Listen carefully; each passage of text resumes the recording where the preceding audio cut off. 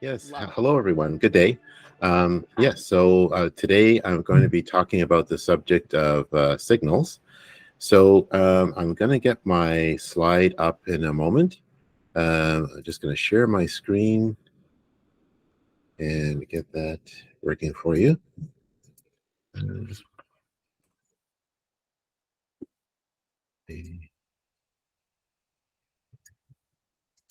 Okay. Tell me if you can see my slide.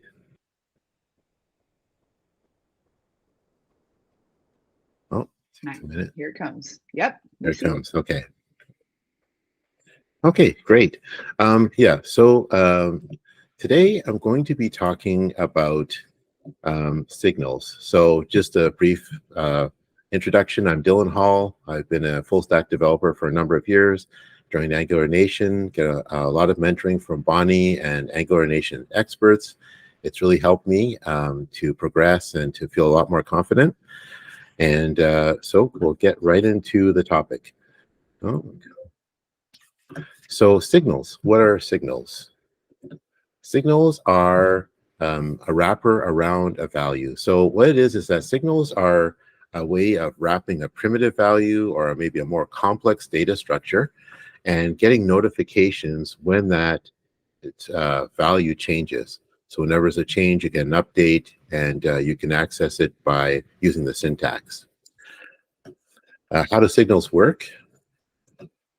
For example, just let's look at a brief example. So for example, we have a primitive here, an integer number of 5. What are we doing by using this syntax, signal with the open parenthesis 5? What we're doing is we're wrapping it so that in this variable here, we can get notifications.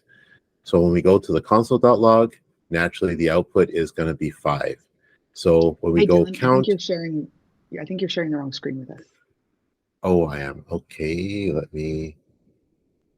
okay. I thought I was showing my slide there. Okay, let me try that again. You got this. Okay, thanks. Okay, share.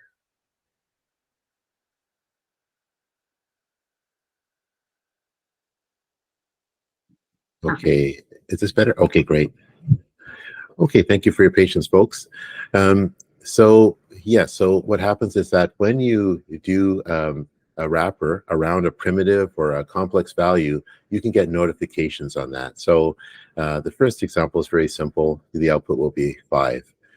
We can actually overwrite this value by using the set method.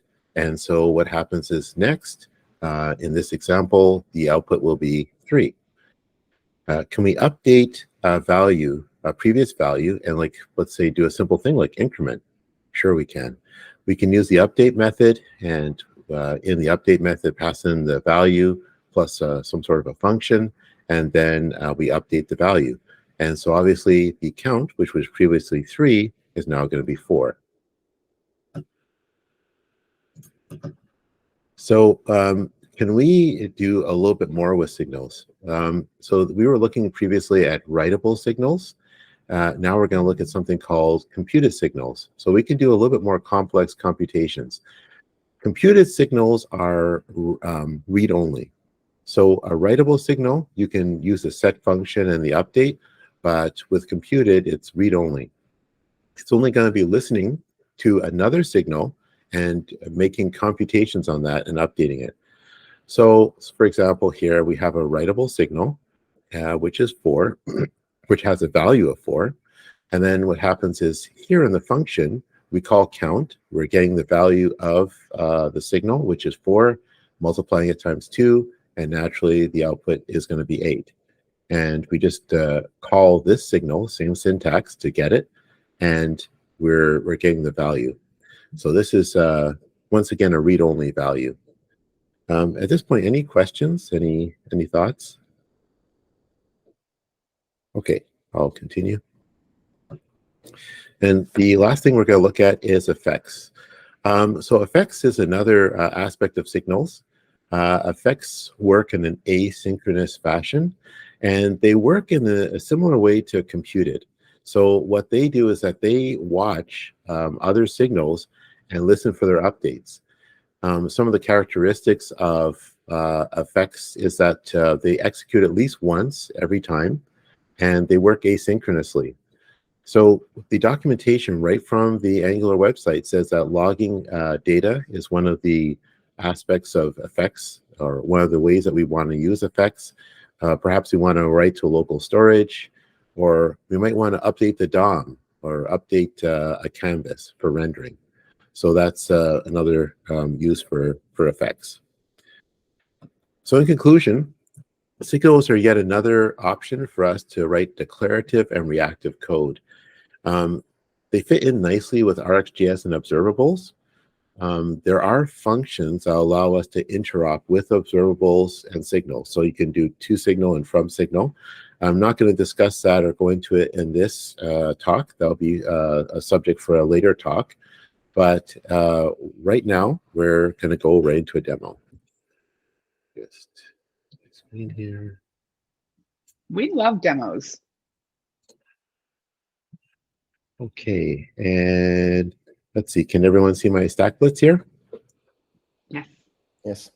Okay, great. Maybe you can make it a little bit bigger. A little bit bigger. Let's see the code. Yeah, that's true. It's like that. How do I do that? Is that a little bit better? Command plus, or Okay. command. Control plus. Yeah, there we go. Yeah, there you go. There you go. Is that better? Can you do that One more one or time. two more times? Okay, here we go. Perfect. Love it. Thank you. Okay, great.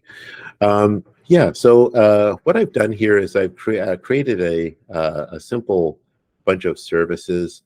And the services, basically what they're doing is they're emitting text and on a continuous basis. And the text are just to kind of like simulate a notification system or a logging system that you might have in an enterprise application. So I've got 3 types of devices that could be giving notifications. And so I'll start the server here. And what's happening is that I'm getting notifications about from each one of the different categories.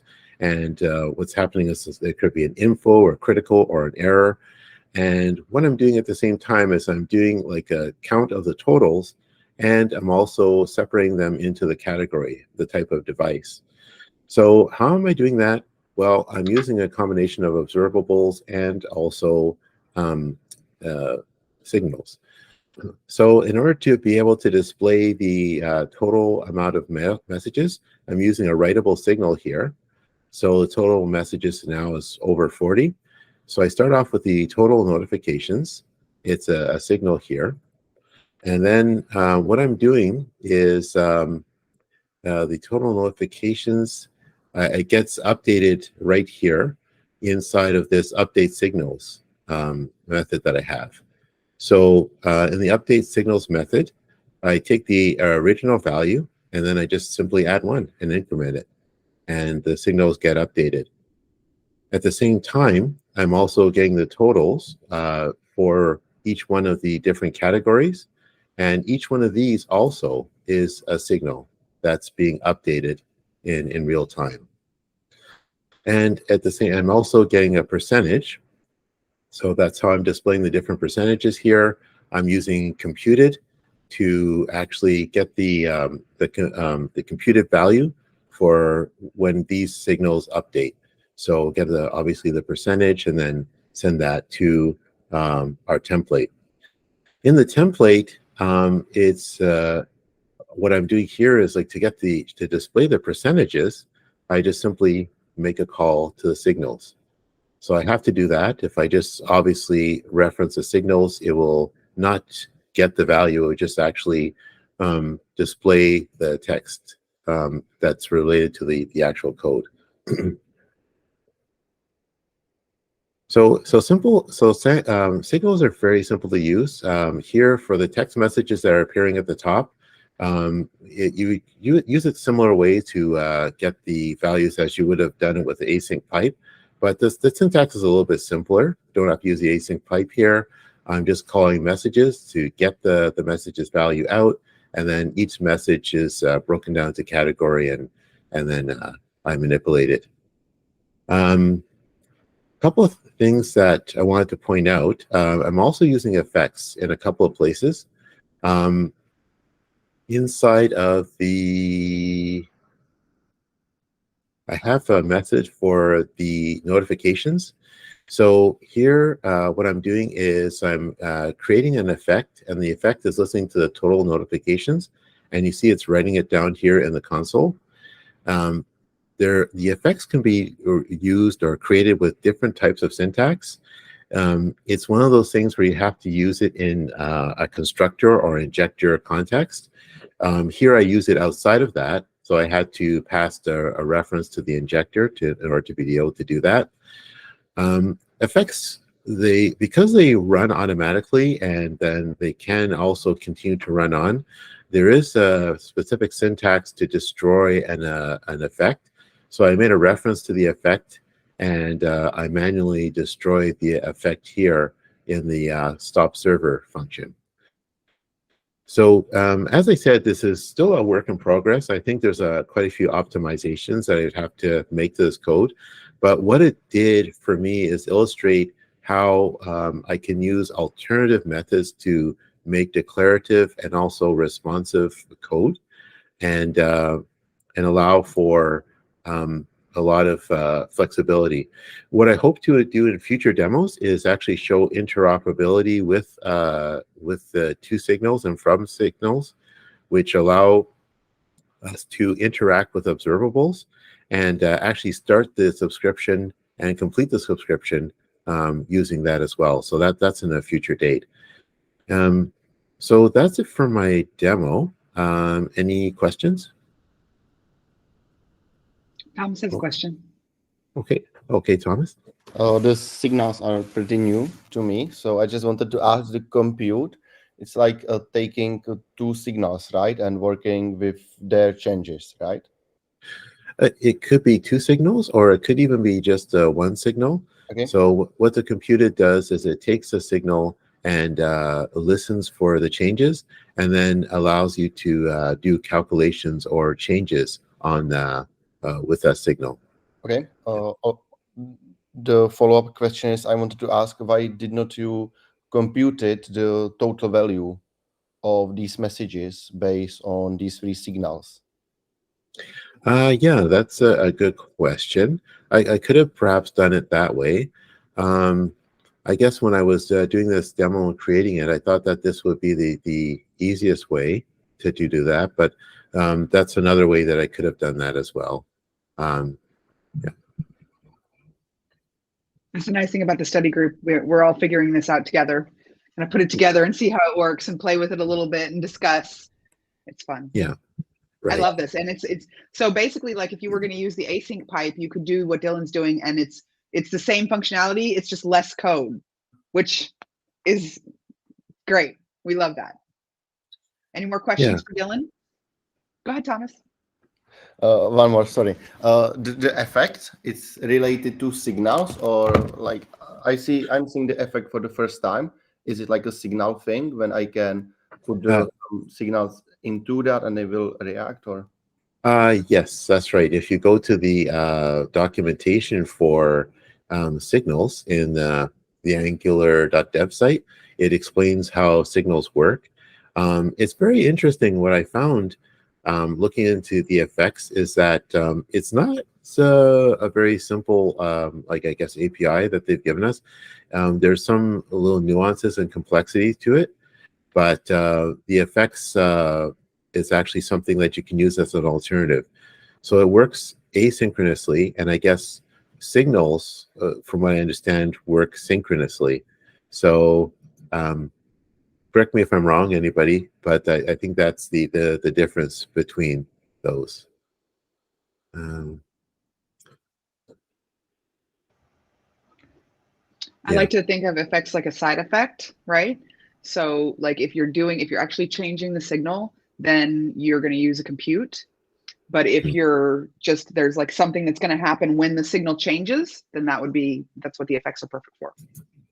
Yes, exactly. And so they have like use cases for using it and cases where you should not use it. So if you were to use it in the wrong manner, you'd get this dreaded error, which some of us have seen before.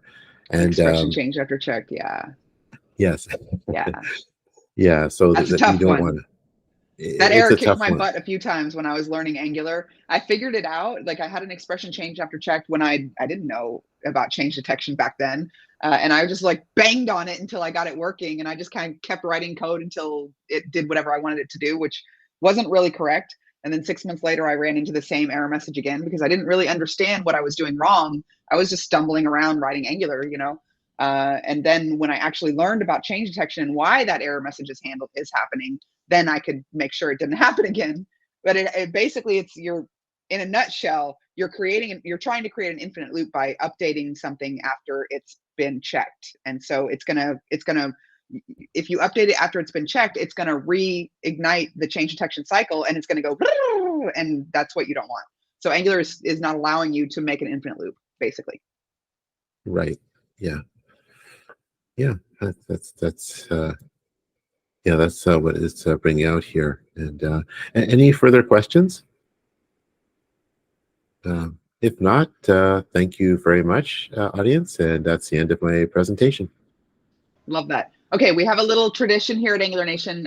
We like everybody to come off mute for a second and thank Dylan for putting this together for us. So hot right now. Thank you, Dylan. Thank you, Dylan. Sorry. Thanks, Dylan. Thank you. Thank you. Thank you. Great job. Great job. Thanks. Great job, Dylan.